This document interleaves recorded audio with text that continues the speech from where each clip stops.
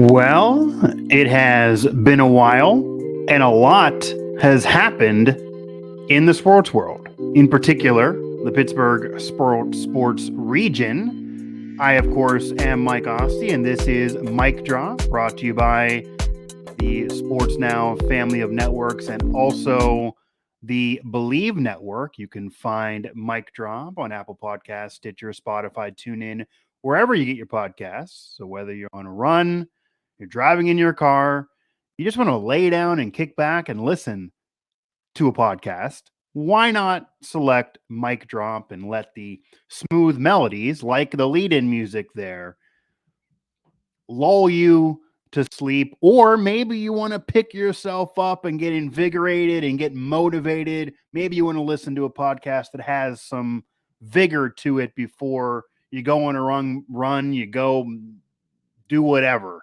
Okay, you're out there, it's still winter. If you want to ski, you want to snowboard, if you want to box, maybe Mic Drop makes sense before any of that as well. So what I'm going to do here, if you guys chat along, as I am live on all of our channels, I will answer your questions. I will chat back. I want to do something like this. This is an episode again of Mic Drop here on Believe in the Pittsburgh Sports Now, WVU Sports Now, Steelers Now, Nittany Sports Now, etc. throughout the Sports Now family of networks. But no guest for this show.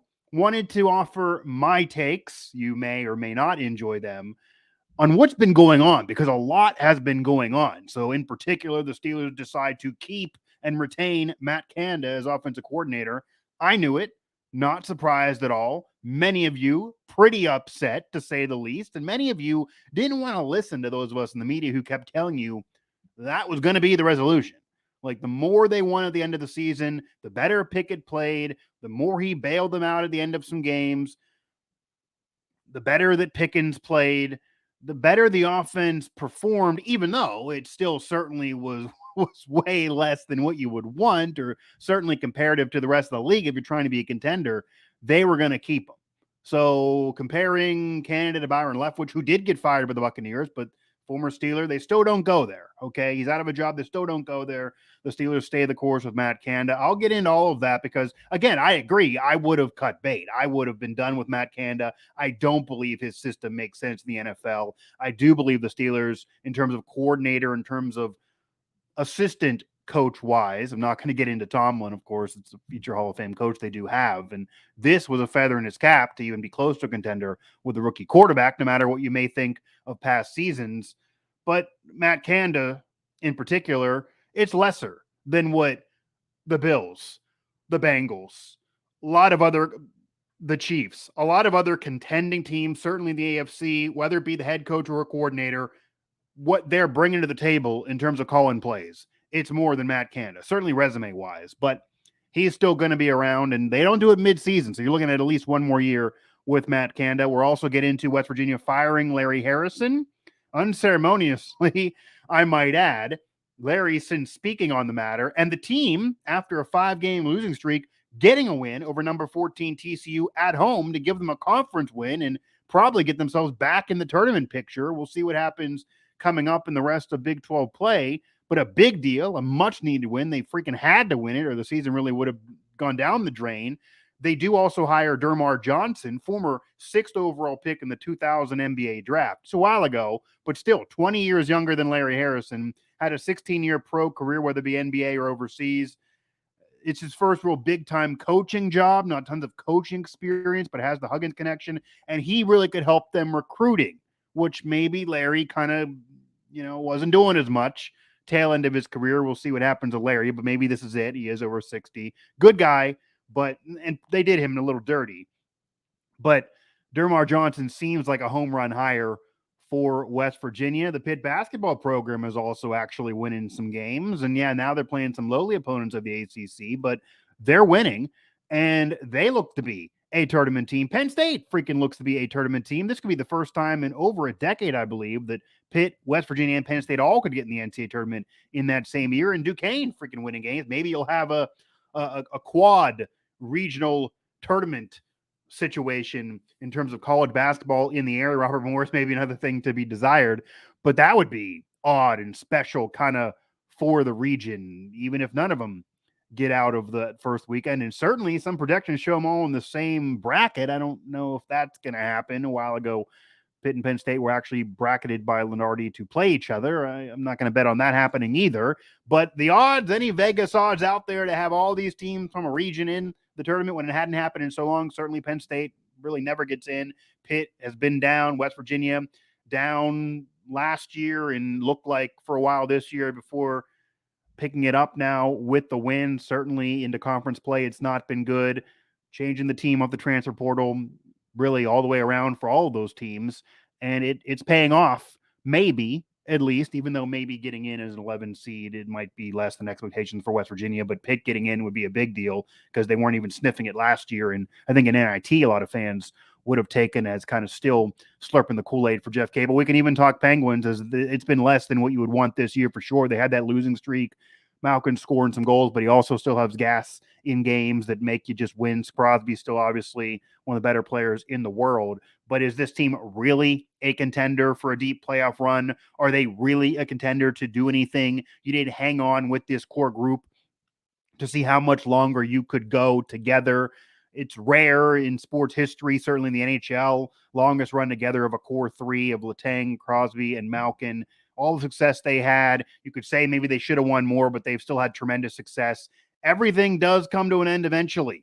Every dynasty, every long run, any gauntlet of success throughout sports history in any league, anywhere, any sport, eventually comes to an end. Look what's happened to the Blackhawks. Look what happened to the Red Wings. They're fighting for respectability now, but it took them over a decade after a 25-plus year run with different cast of characters, a veteran team that was kind of bought of all Hall of Famers. They got a little younger, going from Yzerman all the way over to Datsuk and Zetterberg. And then, yeah, it's been not much the Dylan Larkin era. Maybe he's the best of the last 10-plus years. And right now, again, they're just trying for respectability. The Kings have dipped down after 2 cups.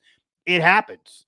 It does. I mean, there are franchises that are able to be consistent contenders and keep it on. Tampa Bay doing that now in the NHL, but that's going to eventually go down. They'll eventually get back to what they were, and it took them a long time to get back after the 04 Cup, which was kind of out of nowhere. So it'll come to an end for the Penguins as well, but is it coming to an end yet?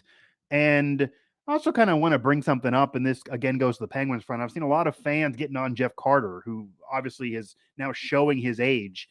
That comes off unreasonable to me because, again, you knew what you were getting with his age, or you should have, and he was really productive when you first got him. How much longer did you think that was really going to last, and what are you expecting in him at his age? A role player plus before in his prime on good teams. You can't expect him now to be what he was, certainly not asked to carry a team.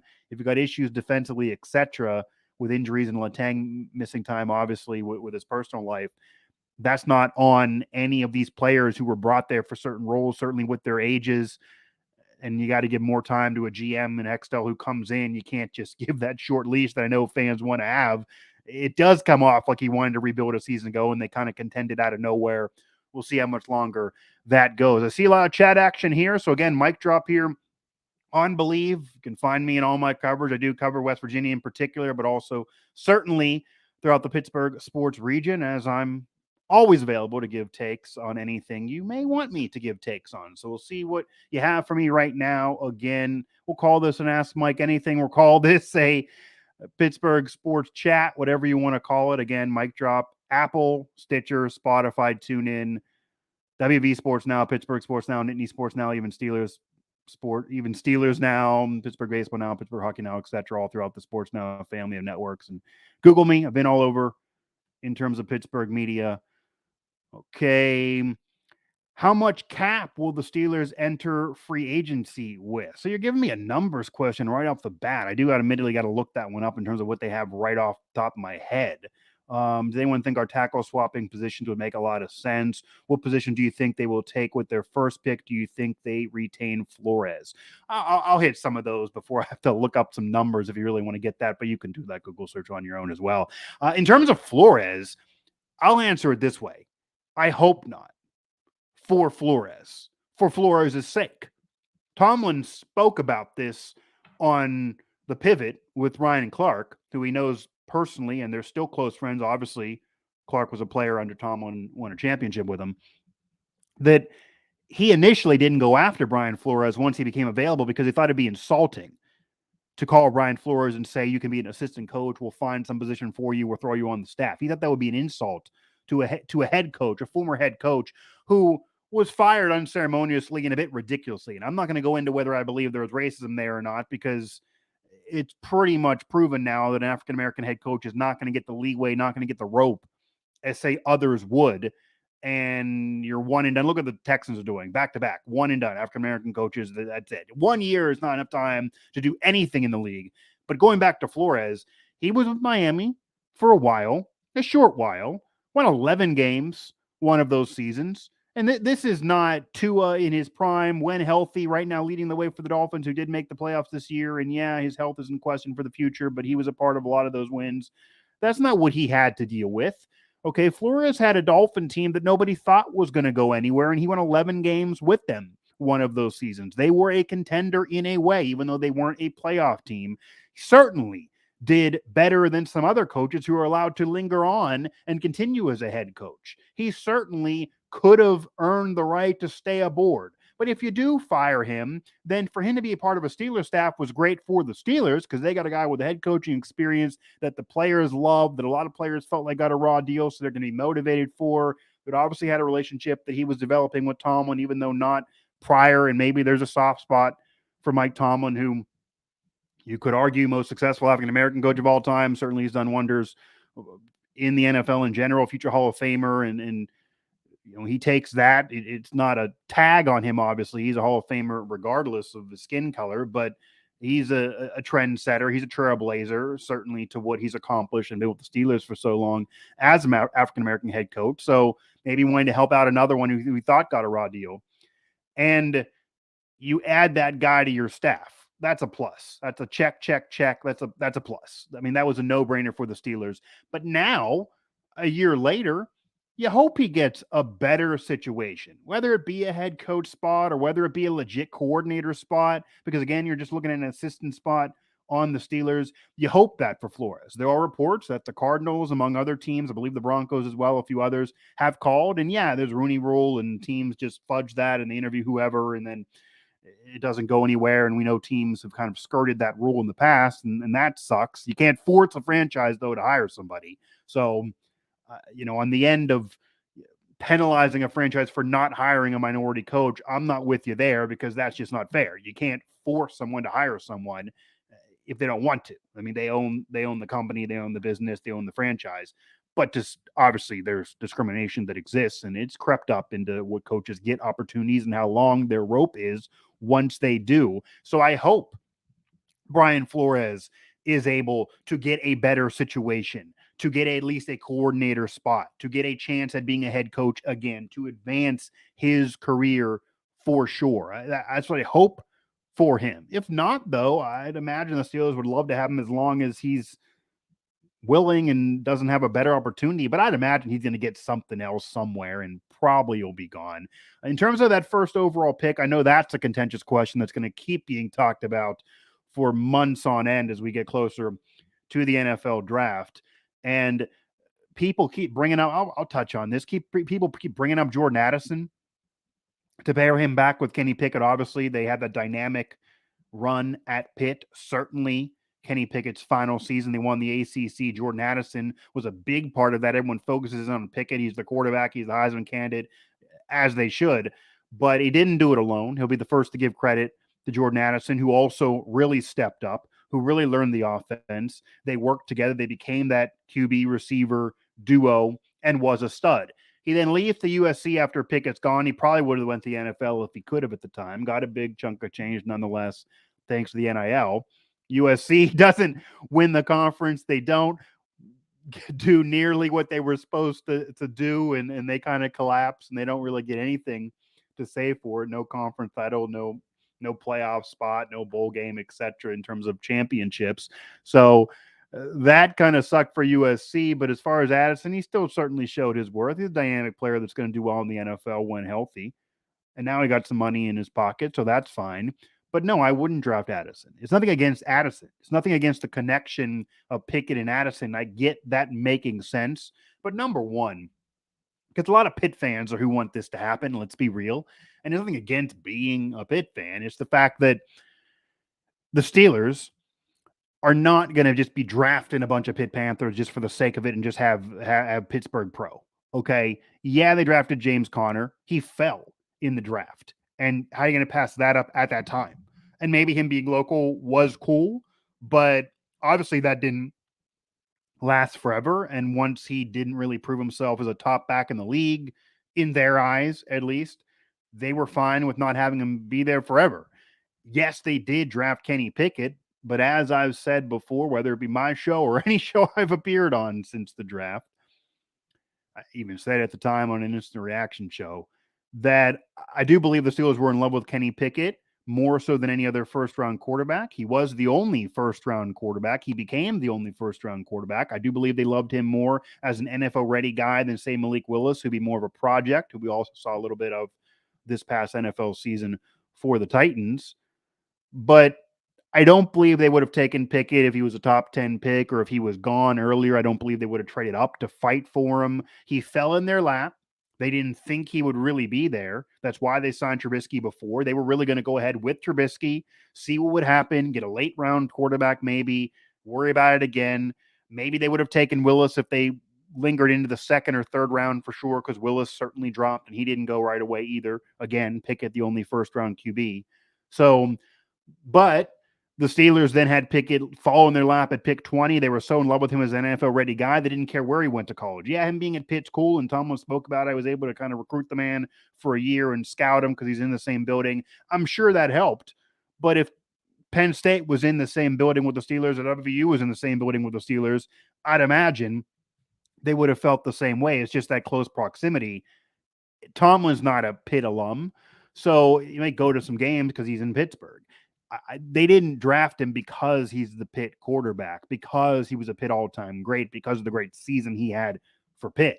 They drafted him because they believed in Kenny Pickett for the NFL, thought he was the most NFL ready, didn't want to wait around a while. He fell in their lap. They loved him as a player. And again, they may love Jordan Addison as a player as well, and they may love that connection of him and Pickett. But number one, in terms of reasons you don't need Addison, you have George Pickens. So you're able to draft Pickens. You're able to draft several receivers this past draft as well with Austin, too. You didn't really get to see this season. He's a burner, though. But Pickens stepped up. I thought Pickens should have been a candidate for Rookie of the Year. I'm not saying win the award, but I thought he certainly should have been on the list that we got Pro Football Writers emailed to us of who you can vote for. Not have him there in the top 5 or 6. That's insane. I did think he should have been at least on the list. Pickens really stepped up, certainly towards the end of the season, had a little bit of early season, give me the damn ball type of thing. But you're going to have that as a receiver who's dependent on a QB or other spots or an offensive line or coaches or other people to have your success, no matter how good you are. So that's part of the receiver getting the diva tag. But he's a talented beast. He can go up and get it. He can beat a double team. He has the size. He has the athletic ability. He can make you plays. George Pickens makes plays. They maybe kind of got him as a steal in the draft. You look at where his career is going to go, where I think it's going to go, where it was this year individually speaking. So if you have Addison, yeah, maybe you're stacking receivers. They had those type of teams before and it didn't matter to win. But Pickens is your number one. To me, moving forward, and it's proven this year, Pickens is your number one in terms of talent. Deontay Johnson's really a number two, even though now he's getting paid. And he had a rough year. So he didn't prove even deserving of the money that he got, let alone getting more money. We'll see about his future. There's already reports of people thinking they're going to trade him because he now wants out, etc. So Pickens to me is really the one. You do have Deontay still, though. You do trade Chase Claypool. He is now gone. But here's the thing about the Steelers and why you don't need to rush Addison first-round pick because of the Pitt connection. The Steelers for 15-plus years have been able to draft receivers. Going back to Plesko Burris, to Santonio Holmes, to Manuel Sanders, to Claypool, Juju, Antonio Brown, of course. Again, the list can go on and on and on. They're able to draft receivers. Even Claypool right away was great before dropping off. And they can get production right away out of a receiver. That's what the position can garner in the NFL. So for any fault of the Steelers in past drafts, they've been able to successfully draft receivers, whether they be top round picks or later round picks. And they don't need to go crazy for Addison. This team still needs offensive line help. They should have went O-line several years ago instead of Najee Harris. I said that at the time. It's not a hot take now for me because I said it then. Najee's great. He turned it on towards the end of this season. You got to give it to him because criticism prior to that was valid. But to me, you don't go running back in the first round unless you guarantee elite production right away and you know you're going to get it for 3 to 4 years, because after that, you're not going to usually have that player still there because of contractual issues. Running backs rarely re-sign with that same team. Teams that win championships or go far don't often have an elite running back. You don't need an elite running back in order to win a championship. That's been proven. It's nice, but it's not something you need. You don't want to shell out tons of cash for it, for that second deal. And when you have a really bad offensive line like they did, they bring in Najee, get him killed. Yards per carry wasn't there. The offensive line wasn't good enough. He was trying to run through a wall. This year, rough early. He wasn't healthy. He got better late, but now you're already 2 years into this thing, and the team hasn't been winning, obviously. The O-line hasn't been helping him. I wouldn't have done it. But if you got him, you have him. Now you need to go offensive line. I would really go O-line right away. I mean, that's still a need for this team. It got better this year than what it was, but it is still a need for this team. And anybody who's not in love with Pickett, I'm not saying I'm sold on him forever. He's a franchise guy guaranteeably, but he got better enough. He improved enough. He did enough. He definitely improved throughout the season. Even if you're a hater, you got to admit that. And they're sold. They're in love. They're sold. I'll tell you that from who I know with the Steelers, from what I know with the Steelers, from covering the Steelers, from having that inside info and people that still cover the Steelers. They are sold. He is long-term. He will be the guy. They're not drafting QB any kinds of early, maybe late just for fun. He'll be a project for them for several years in. You're not even looking until 2025 probably before they would even think about it, even if next year is rough for the Steelers. So Pickett is the guy moving forward. So, okay, what else do we got here? You gave Percy MVP. That's interesting. Giving a punter an MVP. Are you saying you need Mr. Irrelevant? So that's a comment about Brock Purdy. Well, the funny thing there is they could have obviously drafted Brock Purdy, and it would not have made any difference whether they drafted Pickett or not. I mean, nobody in the world was predicting Brock Purdy to get in there as Mr. Irrelevant and do this for the 49ers. Okay, it was before the Jimmy G, no matter what. Yeah, he was an elite, didn't give you the flat, didn't pass the eye test, but he would just win, took the Niners to a Super Bowl. Trey Lance was playing well at times, but he hasn't been healthy enough. Whether it be the Niners defense can carry anybody or Brock Purdy is making some throws, taking care of the football, managing the game, doing enough. But that team, that system, that staff, that defense in particular for the last several years, they've been able to do it with anybody at QB, really. It's nothing against Colin Kaepernick. There's nothing against Alex Smith. There's nothing against Jimmy G or now Brock Purdy. But that's 4 different QBs of the last decade, and there's a difference of head coaches and systems as well. I get it. But it's the same franchise. They've been able to pluck and play and win big. And none of those guys were there 3, 4, 5, 6, 7 years in a row, bringing a Hall of Fame career to the table. Alex Smith towards the end, Hall of very good at the best. Kaepernick obviously left earlier than he should have and was still young, but his career wasn't going up. It was going down when he did leave for his political stance or the social justice issues. And maybe that's a bigger calling for him. And Brock Purdy right now is Mr. 11. I'm not going to sit here and say that I think Brock Purdy is going to become the next Tom Brady, because that's what it is. That's what Teddy Bruschi brought up the other day. A late round pick out of nowhere does it for you. Tom Brady, that's what he was. There's a whole NFL films on it. You drafted all those. T. Martin was one for the Steelers. All of those QBs in front of him, no one predicted it. Bledsoe got hurt, who was a borderline Hall of Fame, Hall of very good guy. He didn't get to add on that because Brady took the job. Brady got in there when Bledsoe was hurt. Bledsoe led the pass to a Super Bowl only a few years earlier, was an all-pro, a Pro Bowler, etc. Was a guy with a lot of hype coming out of college, unlike Brady, who only started the 1 year at Michigan and was fighting for his job there. And then nobody predicted that. But Brady shot out of a cannon. The team was really, really good. They won right away. They embarked on a dynasty. Then he became elite. Then he started carrying some lesser rosters. Then he got Moss, and all those numbers really skyrocketed. And now you've seen what he did recently with Tampa. When they get a stacked team around him, he can still do it at this advanced stage. And yeah, last year, this past season was rough, but we'll see about his future. He became the GOAT with accomplishments for sure, but no one thought that at the time. No one's predicting that now from Purdy, but this is a testament to the Niners, to their defense, for how they win, for how they're built. Add Chris McCaffrey. That's a great addition to help any QB out. Certainly a young QB you can rely on somebody as a spark plug and as a weapon. So you give Brock Purdy credit. 100% you do. No one thought this would happen. But to say you'd rather have him than Pickett, we'll see about what they do the rest of their careers. There was a reason why one's Mr. Relevant and one was a first-round pick, the only QB in the first round. There's a reason why one was a Heisman and one was not. So, again, it's a shocking situation to have Brock Purdy do what he's doing, but it's happening, and it's cool. It's a cool story. It's kind of Brady again, 20-plus years. Okay. Draft. Let me see here. What else? I'm not going to spend time talking about a punter. I don't know if we're getting trolled here or what's going on. A lot of questions about the punting situation. So I'm going to kind of transition from the Steelers as well here to give more thoughts than just on the Steelers. I did lead in with other possibilities. Doesn't mean we're going to get to all that, though, by the way. And again, everything I said at the beginning, it is true. We'll see what's asked or what I do get to here. Not going to do this forever. And a lot of these questions, again, are Steelers country, of course, in the region.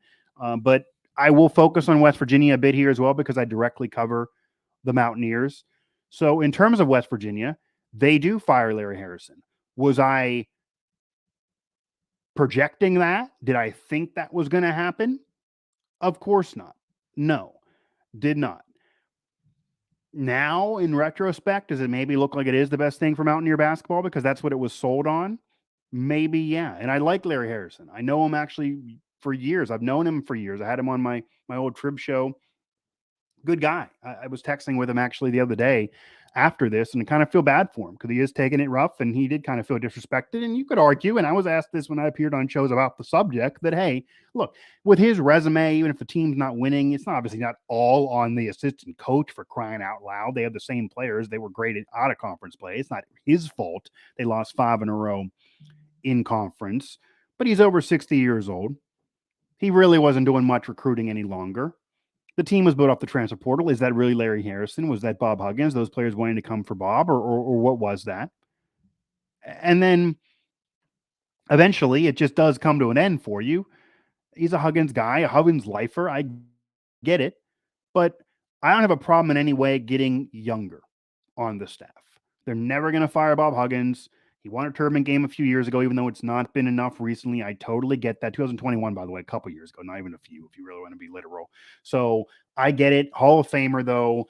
I get last year and this year to this point have been maybe underachieving, have been bad, and you want more. But unlike Neil Brown, the track record's there. Okay.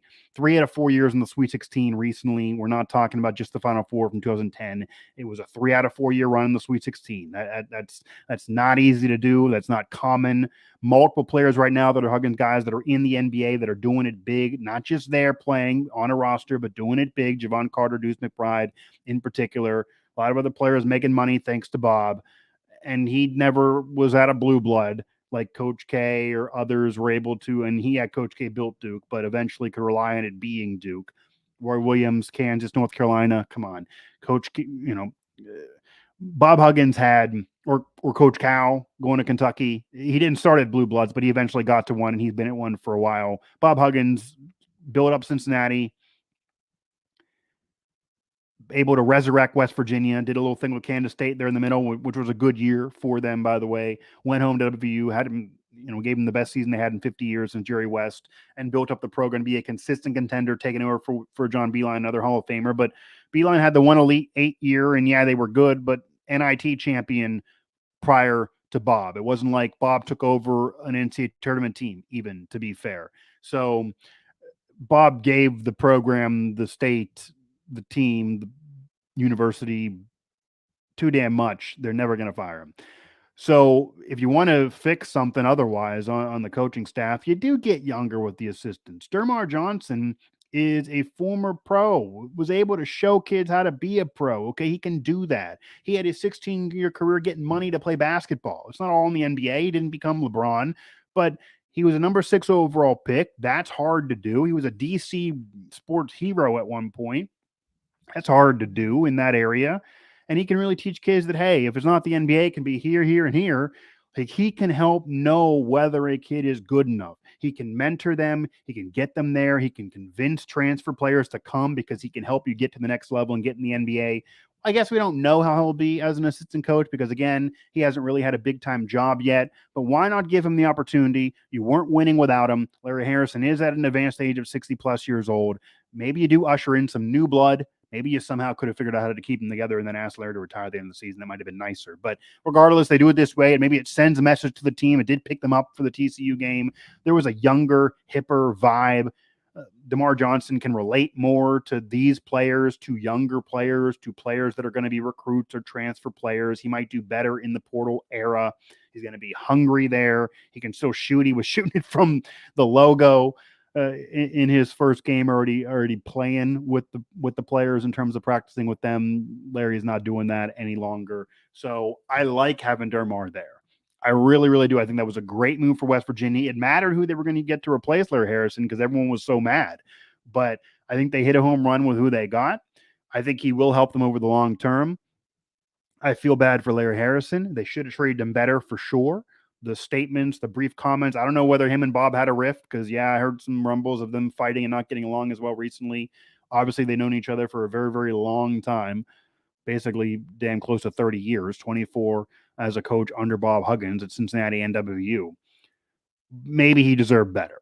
All right, I could see feeling that way if I'm Larry Harrison, but I do think the Mountaineer basketball program is better off now with DerMarr in the fold. It'll be better for the future of the program. Maybe he'll even convince Jose Perez to actually play next year, which seems like he maybe is leaning that way. And I think that's all a plus, plus, plus. As for this team, though, they can beat anybody. They have the talent to beat anybody. But what happened with the TCU win proved something to me that I said prior during the losing streak and kind of knew and hypothesized without them admitting it, that it was mental. It was partly mental during the in-conference play. Last year out of conference, the schedule wasn't as good as it was this year out of conference. They weren't tested. I get that. That was fair last year. Besides calling Gonzaga on the phone. Get into conference play, they just weren't good enough. They weren't good. They weren't that good. I don't care what the record said before January last year. They weren't good. You can see it with your eyes. Huggins' vibe could tell you that. He was apologizing to the state pretty much throughout the season. He knew they weren't going to do it. Okay. This year, he could see this team earlier in the season. They're winning games. They're winning games by 20 points, and he would say they should have won by 30 or 40. Maybe they weren't playing the best of their ability. I get it. But they were showing you how good they could be.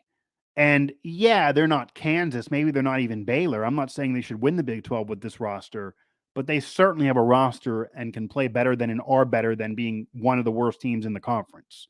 Second worst team in the conference right now. Only, and what's up, man? What's up, Bubba? That's just crazy. They're better than that. And they showed against TCU that those other games, Oklahoma State, Kansas State, they should have beat those teams. You don't expect to beat Kansas and Baylor, but you do expect to beat some of those other teams that provided you a cushion, and they would just melt down at the end of games. That's mental. They wouldn't be able to hit free throws. They didn't hit free throws in those games. They were horrible from the line in those games. That's mental.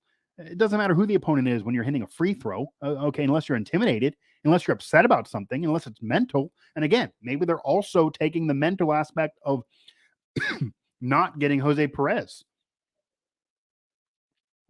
I'll tell you this for sure. The program, Bob Huggins, everybody at the school, everyone else who covers the team, and all those players thought Jose Perez would get on this team and be able to play for them at some point this year. Maybe they expected to lose the first ruling. They thought they'd win the appeal. And I do think it's BS, honestly. I just do 100%. I've said this before. It is. It's just a fact, whether you want to admit it or not, whether you're a WVU fan or not. The guy had his coach fired 10 days before a season started. Everybody there in Brothers transferring left and right in college football, college basketball, wherever in college sports. JT Daniels, for example, has transferred 4 times. He's Van Wilder of the sport. And I'm not saying I have a problem with it. If you're doing it in the transfer portal, it's legal. He's allowed. He's been hurt, which is why he needs to go different places. Then he lost his starting job at WVU. He's not going to go to the NFL. You got to go somewhere else. I get it. But to have that happen, and then to deny this kid whose coach was fired 10 days before the start of the season. He didn't go there to Manhattan, despite where he's from, for just a love of the program and the love of the game. He went there for a coach. He went there for Massimino. That's what he did. Everyone knows that. Players go for coaches and been going to schools for coaches well before the transfer portal, and they always will. That always will be part of it, even though now money is obviously involved as well. He wasn't going to West Virginia for some major NIL deal. It wasn't a Jordan Addison type of situation. He wanted to be with a coach that he could trust, like Bob Huggins, who really put in work to recruit him. 38 calls before he called him back, 38 missed calls. It's on our site. We got a story. And 10 days before the start of the season, he had everything rocked and had his coach fired. I'd want to leave too. And Manhattan's been adding players. Other schools have been adding players. Maybe it's because the season started or was at that one practice. I don't know. It's fishy. I'm sure. I'll say this. I've said it. It's on the record. If this was going on, if he was transferring to Kentucky or Duke or North Carolina, he'd get approved. Maybe second semester, but he'd eventually be on the court. This is wild. This is crazy. They make an example out of him because he transferred so much in his career, and I can't speculate on the other reasons. Maybe they weren't legitimate. Maybe he just wanted to change schools all the time for different situations. But Manhattan at WVU, coach gets fired. He bought into Hugs. There's no major NIL deal, by the way. He's selling some T-shirts, but I can tell you there's no $600,000 like with JT Daniels you got to worry about. He got a raw deal. He should have been able to play for this team even, again, maybe not till January. We're in January. He should have got approved on the second appeal. That's wild, or on the second ruling for the appeal. He got screwed. But it'll be better for his basketball life for him to play next year. He's not ready for the NBA by any means, despite what he averaged at Manhattan. He needs to do it again at the Power 5 level and show it, and do it under Huggins will help him because those NBA coaches respect him. We'll see. We'll see if he comes back. I never thought he would. I honestly didn't. I just didn't think it's going to happen. But he still would shoot around. He's still with the team. I don't know if I would be, knowing I can't play. I'd be emotionally scarred. So he's handling it very well. I think he's handling it like a mature adult, even though he's a kid still. And maybe DerMarr can mentor him, because I think him mentoring players, not being that far removed from their age, only 15, 20 years older than them versus 40 plus years older than them, it's a big generational difference. They're going to respect DerMarr's game for what he did as a high school, college, and then as a pro player. Getting drafted number 6 overall in any NBA draft, that's a big deal. That's impressive. Look who he's against in some of those drafts. So, again, I like the move. I think it's really great for the program moving forward. What I'll touch on here as we wrap things up here, anyone who has any other questions here outside of questions again about the punting situation for the Steelers, I just don't want to be talking about a punter. But yeah, they had a boomstick for a while there. And I think a better question, if you want to go the kicking game, is Chris Boswell.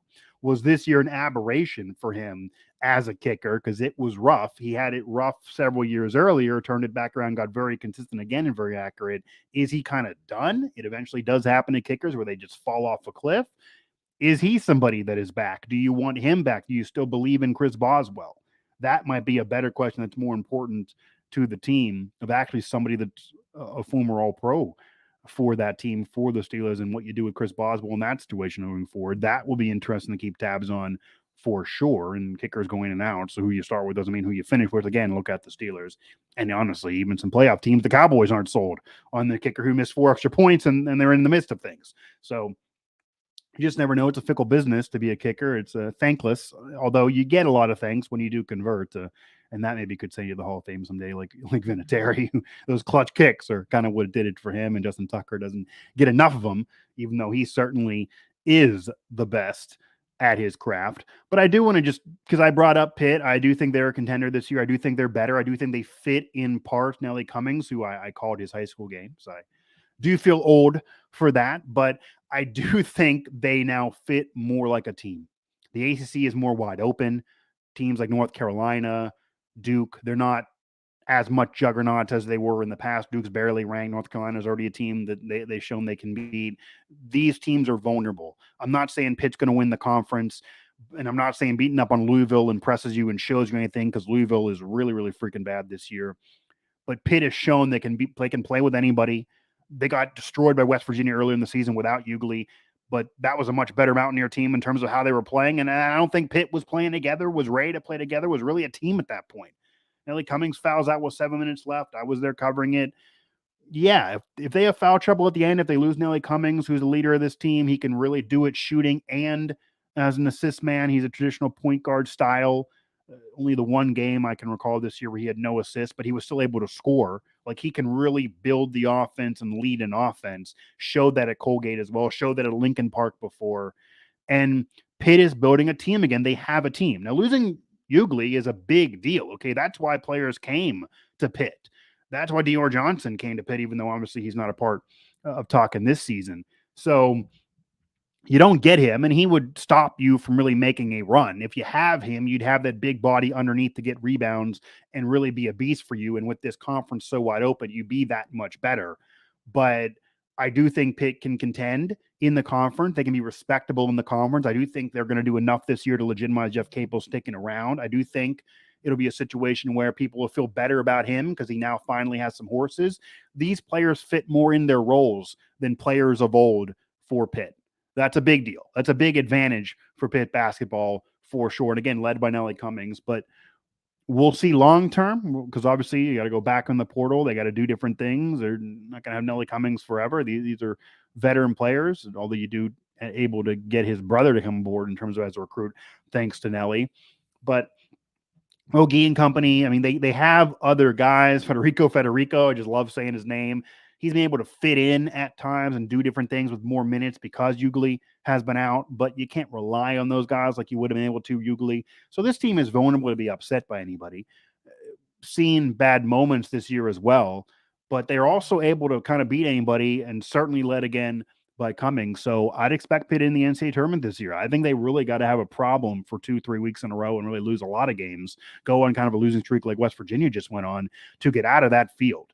They've kind of shown enough that if they can just keep holding water, they're going to be in the NCAA tournament. Are they going to go anywhere? Probably not. But getting in the NCAA tournament this year after where they were a year ago, after really prior to that, it was just Justin Champagny and a bunch of cast of characters, and where they were under Kevin Stallings, which still isn't that long ago, would be a big deal. NIT was going to probably save Capel's job. I think they get in the tournament, they save him 2 or 3 years. So I think they are kind of building something there. I'm not going to say Pitt basketball is back to what it was under Ben Howland or Jamie Dixon for a while, where that house is rocking, because there's still not nearly as many Pitt fans there as probably what that team deserves. But I do definitely believe that the Pitt Panthers are a competitive team that's fun to watch, bring you some entertainment if you are a Pitt fan this year, and they're going to be a tournament team for sure. And I touched on the Penguins at the top of the show. Not going to really have time to get too much into it here. But again, question marks on what you do for the future, because you wanted to keep it on with this same group. And look, they're just not built to – they're not going to have a deep run. It's not going to happen. There's not enough defensively. They are getting longer in the tooth on some players they're relying on. It's too much relying on Crosby. Malkin maybe relied on too much to be a scorer. Gensel as well. Some others. They're getting too top heavy still. There's not an overall group. They don't have the depth they've had on some of those cup runs. Guys like Jeff Carter that I mentioned earlier, they're not able to do nearly what they were before. So I did want to touch on that. Don't cover hockey as much, obviously, just in my professional career, but I know the freaking sport left and right and grew up loving it. And you can be a hockey encyclopedia at times as well as everything else. But I wanted to get that off. Wanted to certainly, fire that take out there. That's not new. Everyone's been saying it. It's clear. It's been more kind of evident recently. But when you have games like what happening is Ottawa, etc., I mean, they're not even really always fun to watch. They had to come back against Vancouver a week or so ago after getting down early in the game. They're still trying to figure it out in net with Jari there and several others. I mean, it just, again, it doesn't scream a deep run. It's going to be hard to knock off Tampa and some of those teams. I don't believe in Washington either. It's just Ovechkin and the rest. And as much as I love Ovi, they don't have the depth either. You got to have the depth for a long, deep cup run.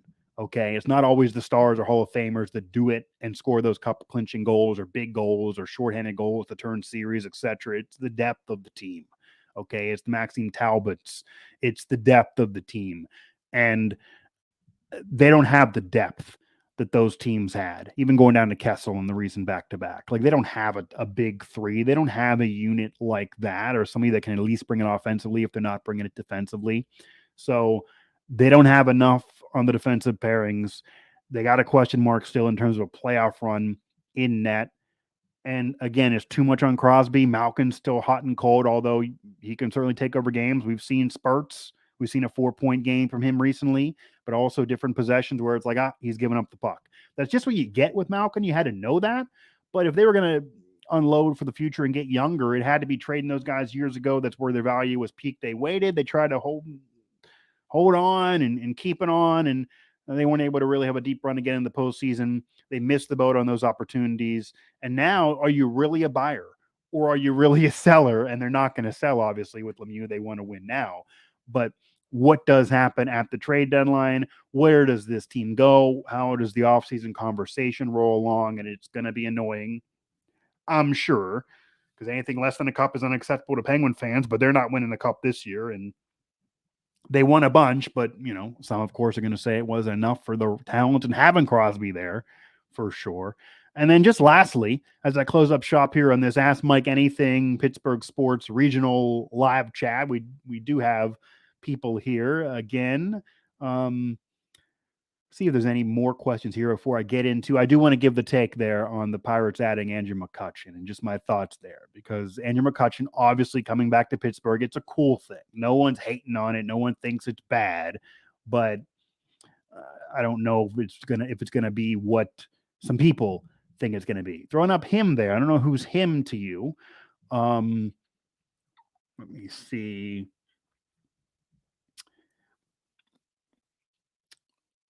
A lot of questions about the 49ers and all of that. I'm not going to get into more of the national scene right now on the purpose of this show. Then I'll just wrap things up. So just my thoughts here. Andrew McCutchen coming back to Pittsburgh. It's cool. If he wants to finish his career as a Pirate, he named one of his kids Steel, for crying out loud. Obviously loved Pittsburgh more than just love being a Pirate. And he was there, obviously, and was the leader and built it up to that special period of 13 to 15. My whole childhood, really, they hadn't been in the playoffs. They hadn't even been above 500 for 20 years prior to 2013. They don't get a pennant out of it. They don't win a playoff series despite winning a wild card game, but it was special. And you could argue all day whether they broke up the team too soon. I definitely think they did. If you're win now mode, you could go 1 or 2 more years. They're not. They're the Pirates. They know they're not going to keep these guys forever. They don't want to lose money, as some small market teams kind of have to certain years in order to win now. Small markets have been able to win big, but they got to take an L sometimes in the pocketbook. The Pirates don't want to do that. Nutting doesn't want to do that. And if they know a guy's going long term, they're going to cut bait early, even if the team's winning. So that didn't matter, and that certainly could upset many people. But in terms of McCutchen, he won an MVP. He was one of the better players in the league. You had a Hall of Famer legend like Ken Griffey Jr. at the time calling Andrew McCutchen the best player in all of baseball. He was that kind of like Griffey-like center. I'm going to lead the team. I can do it with my bat and my glove. And obviously not to that level, but he was an MVP. He was a perennial all-star, great player. He's going to finish with probably 300 homers, 2,000 plus hits, respectable batting average, has the MVP, able to have postseason appearances, some postseason success, obviously, with Pittsburgh. He's been toiling since to try to hang on and get on some contending teams. Obviously traded the Giants. Brian Reynolds probably popping off too. He was the guy that was in that trade initially, so it'd be interesting now if Brian Reynolds stays, but I would imagine not so. They won't be able to play together. Philadelphia kind of showed that he still was a good player with the Phillies when people kind of wrote him off there, obviously with the Yankees, Milwaukee, etc. Many thought he would come back to Pittsburgh last year, ended up being a part of the Brewers and showing again that he had something left, but not nearly what he was. So people saying, oh man, you're going to see 20 homers, 80 RBI again, 300 average from McCutchen. No, you're not going to see those things, guys. He's not going to win another MVP. He's not going to vie for it. He's not going to lead them to the postseason. It's going to be special in terms of the summer of 2023, because he's going to be able to knock off some milestones. It's going to be special on opening day because he'll be able to wave his cap and maybe perform, and you'll be able to harken back to 2013 and even before, and knowing what it was going to become and seeing him build up to that guy, kind of like what you want to see from Key Brian Hayes now, and then do it in 2013 and 14, even 15, and be that guy for you to turn the tide from the longest route in pro sports to we're actually a good team. That's a big deal. He's that guy. That's why McCutchen's one of the more beloved Pittsburgh sports figures ever. Didn't win a championship. Like I would say Lemieux obviously maybe has that crown. There's no one on the Steelers really that is that beloved living. Obviously, Franco Harris was the late Franco Harris. So you could argue historically, dead or alive, maybe Franco was that guy. He just was everywhere in Pittsburgh. I got a picture with him. Everyone got a picture with him. And obviously the steel curtain and that success and the dynasty that he was a part of and his individual success, because the numbers were even there for him and they aren't always for players back then. So maybe it was Franco. Bradshaw didn't have, the warm and fuzziness, obviously being the QB. So maybe it was Franco. The most visible, even more recently, maybe it was Lemieux, of course. People believed him to be the GOAT, had to retire because of cancer. Gretzky has more numbers, of course, but people really are in love with Lemieux. He built up the Penguins from being nothing, from being a laughingstock to being a back-to-back champ. Then he became the owner, saved the town, kept him in Pittsburgh, able to draft Crosby, Malkin, Fleury, get another run, championship, lose the Red Wings in the final the year before. They get revenge, then back-to-back again that he also built up with another team, and just been kind of a hero of the city, to say the very, very least. The guy could run for mayor. So maybe it's Lemieux, maybe it's Franco if you're talking about not living right now. But Andrew McCutcheon's right there in terms of beloved Pittsburgh sports figures, certainly to my generation. So obviously Lemieux and Franco certainly would be a bit prior to that. But McCutcheon for a whole generation plus, if not multiple generations, and maybe really historically, certainly in the last 50 years, you could argue, absolutely for a player that didn't win a championship to be the most beloved, but even in general, one of the most beloved Pittsburgh sports figures of all time. Absolutely. Andrew McCutcheon, in terms of popularity and being beloved, and he had success, but it wasn't Hall of Fame. He's not going to Cooperstown, but absolutely, he's going to have his number retired by the Pirates someday. 100%. They're definitely going to do it. He means a lot to that franchise, and he's that friggin' popular because he was that guy to do it and turn the tide and have that 2013 to 14 to 15 run. He was a leader. He's the face of it. He was the face of building it and the face of doing it. And he didn't choose to leave. He didn't go to a rival. He didn't have tremendous success individually or more success elsewhere. So you're still clinging to that Pirate period to be the team that he's most associated with. All of that put together. Pirate fans have always loved him. Pittsburgh's always loved him. He's always loved the Pirates in Pittsburgh. So he's back to end things. And if that's what he wants to do, great. He's not going to have the special Renaissance MVP type of year, though, that you're calling for. No. It's probably going to be more something in the neighborhood of 12 homers, 40, 50 some RBI, 270, barely getting to not even probably getting to 100 hits. I mean, who knows? Maybe he won't be healthy throughout the whole year. That's happened to McCutcheon in recent years. You're an older player who's not a Hall of Famer. You're going to drop down. It's not going to be what it was. That's more realistic probably for a type of year he may have. Maybe a few. We're looking at 10 doubles the most. We're not looking at a 30 double season again here, guys. It's not going to be what it was. But if he wants to end with the Pirates, fine. It's good for them to do. They're going to sell more tickets, make more money, and they're not going anywhere this year, so why not? He'll help them for sure, especially if you're not going to have Reynolds. He maybe could even be better than the numbers I'm predicting right now. But it also does show, and my first thought actually was, not to be negative here, either he didn't have any better offers or his priorities have shifted.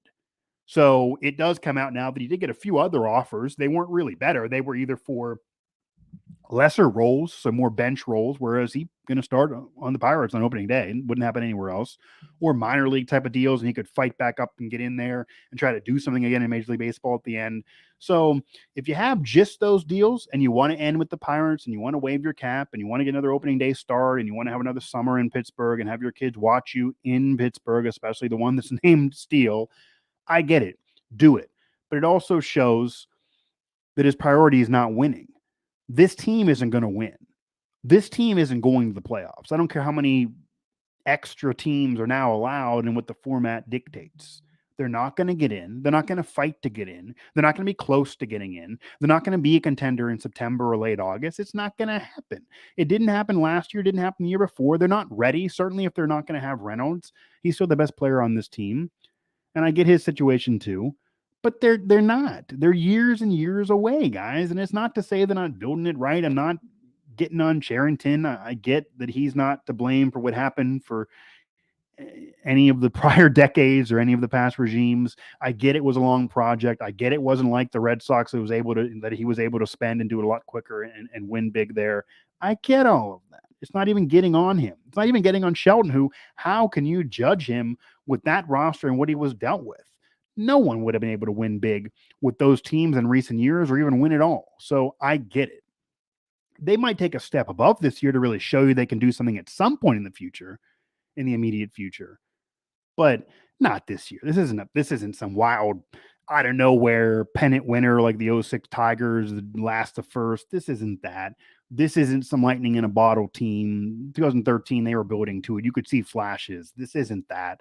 This isn't a playoff team. This isn't a contending team. This isn't a winning team. Okay, this might be a below 500 team again, likely. So if McCutchen wants a ring, wants a last chance at a ring, wants a chance to play in a World Series, wants another playoff run, it wasn't going to be with the Pirates. And the Mets, some of those teams that did offer him deals, even though they weren't starting opportunities, weren't opening day starting opportunities like in Pittsburgh. He will start opening day. I'll break that news to you. They would have been better teams in terms of winning. He would have had a chance to at least be in the postseason with those teams. They would have been more contending opportunities. But at the end of the day, he comes back. He's going to finish it in Pittsburgh. It is a cool story, honestly. And he's that guy from the last 15 years. He's one of the most beloved and popular Pittsburgh sports figures ever, certainly of this or recent generations. And let him have that fanfare and then eventually retire his number with the Pirates. Won't be more in baseball, obviously. Won't be Cooperstown. Let's not get wild with thinking of McCutchen. He had that great run, great player, great career. But what he'll be this year, probably got to temper those expectations. That will do it. I just wanted to get something out there, not only for Sports Now, but for Believe. And I also wanted to talk to some of you, see where your minds are, see what you're thinking, your thoughts, and get back and forth. We didn't do as much as I would have liked in that regard, to be honest. A lot of this was my takes. I admit I had to go with what you gave me here, guys. It was a live chat. I took a shot. I've had live chats that are really rocking at times, and then some others where you're talking about punters, and I'm getting 3 or 4 questions in most of this. But nonetheless, want to give my takes, wanted to hit the region, wanted to do it for the Believe Network again. Go to Believe to find all of their content, and it's the national scene. It's former athletes, former illustrious figures in sports, notable figures in sports, other media colleagues of mine, whether they be national or in other local regions, and notable names, whether they be, again, be athletes or media members, notable names at the Believe Network. Go there, believenetwork.com. You'll see a list. You'll see Mic Drop. You can also subscribe on Apple, Stitcher, Spotify, TuneIn, etc. to the Mic Drop podcast. Just search Mic Drop any of those spots, or search Mike Asti, of course, my name. Find me on Twitter below here. It's on the lower third at Mike Asti 11. You can also find all of my coverage of the Mountaineers, WVU Sports Now, managing editor over there, and also, of course, everywhere else we cover throughout the Sports Now network. And you can also do a Google search to see where I've been in my career. But again, Mic Drop, everywhere you get your podcasts, Believe, everywhere you can get your elite podcasting, and you can believe in it in terms of who's there at the Believe Network. And then I'll just hit one more because I do see this from Kelsey. Okay, we got a legit question here. Why did it take WVU 6 conference game to play like we thought they would? They finally looked like they knew what to do with the ball last night. Do you think something finally clicked? I think they finally played to their potential. I said this before. I touched on this before. Scroll back in the archive. I think they finally hit to their potential. I think they always were better than what they've been those 5 games. They're not one of the worst teams in conference play, even though they were playing bad. They weren't hitting free throws, etc. It's their fault. They're in this hole. But they should have been better than that. They're not Kansas. They're not Baylor, but they should have been better than 5 in a row. 0-5 in conference play. I don't care what conference it is. They played closer to their potential against TCU. Will it continue on? I don't know. I do think it was mental for a while, for a couple months. I do think the Jose Perez loss, I do think a lot of the things unraveled, and this team wasn't mentally sound. But as I said on Twitter, they showed mental strength by still hanging on for a win, even though they squandered an 18-point lead and played really bad down the stretch. They almost blew this game to TCU as well. Imagine if they would have lost that. Then we'd be having a whole nother conversation. The season would basically be done with and be over and done so. But I think their potential is high. I don't know if it's clicked. We got to see Texas before I can fully say it clicked, but that's more to their potential.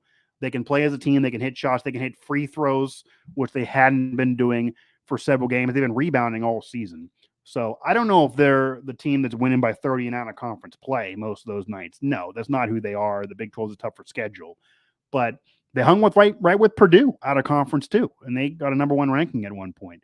So I think they're absolutely, well, here it is. I gave you the answer, so you don't got to scroll back. But nonetheless, I think they hit their potential. I do think they're close to their potential off of what you saw at TCU. I don't think they're as bad as 0-5.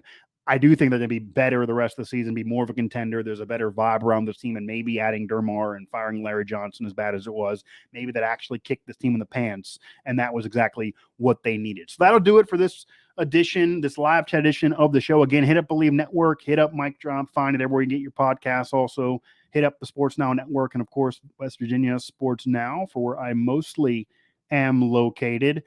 And find me at Mike Asti 11. If you don't catch it here, if you don't catch one of these shows, if you didn't get me here, if you weren't able to chat with me here, chat with me there. I'll respond to you. And if you bring me tomfoolery, I'll bring you sarcasm back. Maybe you'll also see some pictures of my baby to make you feel better. So either way, we're all able to win.